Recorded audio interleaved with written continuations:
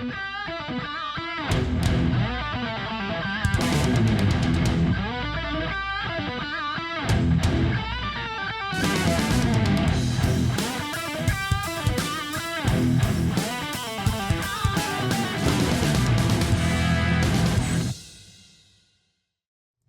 call may be monitored and recorded for quality assurance. Hey, Richard. I've got a set of double panic bar doors in my office. They got the individual strike plates up on the top of the frame, and I got one side that's ripped out. We went to a bigger bolt, tapped it, but I'm wanting to know if they make a replacement latch that has both strike plates on one, and that you could screw across the top and find new holes in the frame, or what's the fix here? Do y'all have anything for that?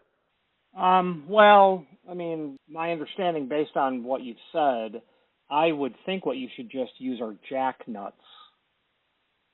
What are jack nuts?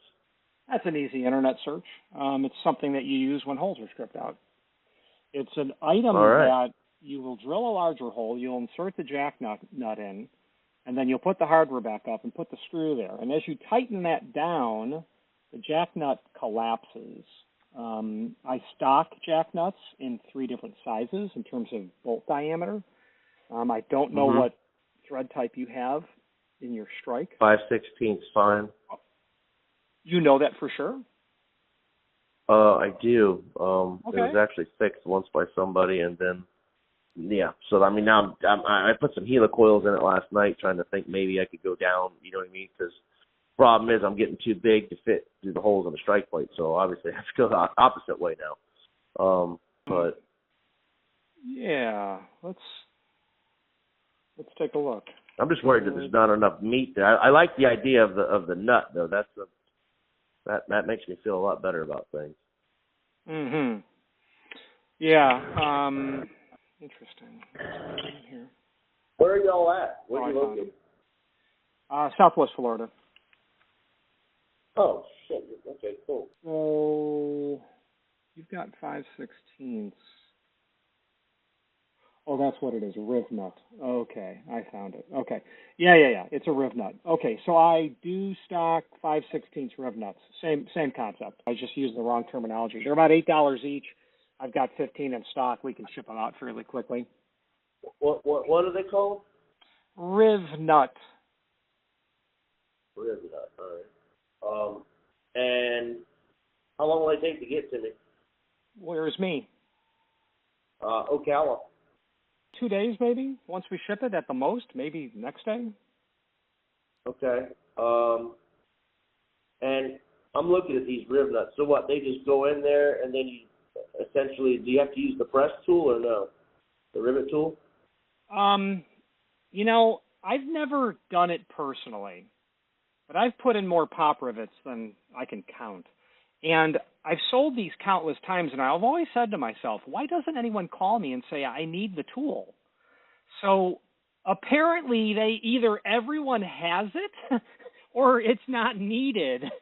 I would think that if it's tight enough, it will start to collapse, because that wall thickness of that material is fairly thin. But if I was going to go to the job and do it, that's why I wanted to see. I was like, well, I can't be the only one having this problem. So if I was an opportunist business, I would be like, make a double strike that has holes staggered across it where you could find new metal, because, I'm sure everybody's gone through this, and they went through the first time and said, okay, well, let's just go up on both sides, you know what I mean? And then... Well, the problem with that is, your doors are fire rated? Correct. All right, so that modification renders null and void your fire rating, to be technical about it. Second of all, you're right, you would think it exists, but in my 3+ decades, I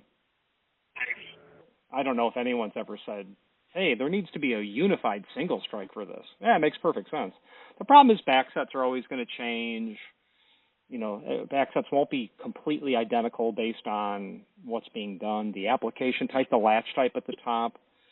But yeah, no, you're right. I can mill something for you out of solid aluminum if you want on the CNC, but it would cost a fortune. How much is a fortune? A fortune. It would be hours of. It'd be a fortune. Replace the frame before I custom CNC'd you a piece of aluminum. I'd be happy to do it. And if you needed 100, yes. Now we're cooking with gas. Well, maybe I need to make 100 and sell them. Yeah, maybe. The problem again is that fire rating issue. So how does that avoid the fire rating? Just curious. Great question. So it violates the fire rating primarily because it wasn't tested that way. That doesn't mean that what you're going to put there is going to fail in a fire test. But absolutely what it means is no one knows. So a fire test is actually quite brutal. It's a 3-hour-long experiment where they turn it on, and within 3 minutes, you're at 1,800 degrees Fahrenheit. It then sits there. It bakes there. The hardware bakes there for 2 hours and 57 additional minutes. As soon as that 3-hour mark is hit, the flame is turned off, and then they hit it with a fire hose at full blast, and it has to survive all of that. And those fire tests are really expensive, so hardware companies, they all team up. So one guy says, hey, I need to have my closer tested. The other guy says, hey, I need to have my hinge tested. The other guy says, hey, I need to have this custom exit device strike tested. So and that's permissible to do that. So that's the answer that the teacher would give in code class. All right. Well, let me call you back here in a minute. I want to make sure that I can get these Gila coils out and go that route. I did JD weld them in last night, and they kept spinning on me because I was a desperate man. So, yeah, no, I get it. So in my website, if you just type in RivNut, RIVNUT, and actually I have a 3/8 as well, I think, is what's in there.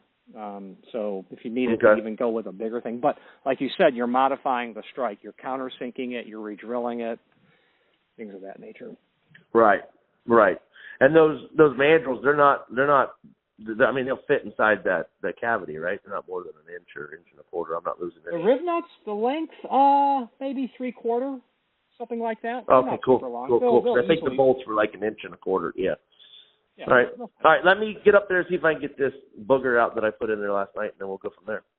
All right, sir. Thank you very much. My name's Richard. Thank you. If you've not hit subscribe yet, we would very much appreciate if you did, and hopefully you're enjoying this video. Now, let's get back to it.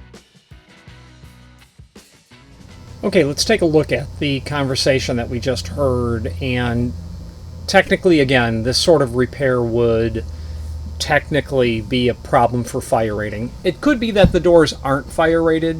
It could be that the client saw the fire label on the doors, but that the doors actually aren't fire rated. He could have big pieces of glass. It could be exterior doors.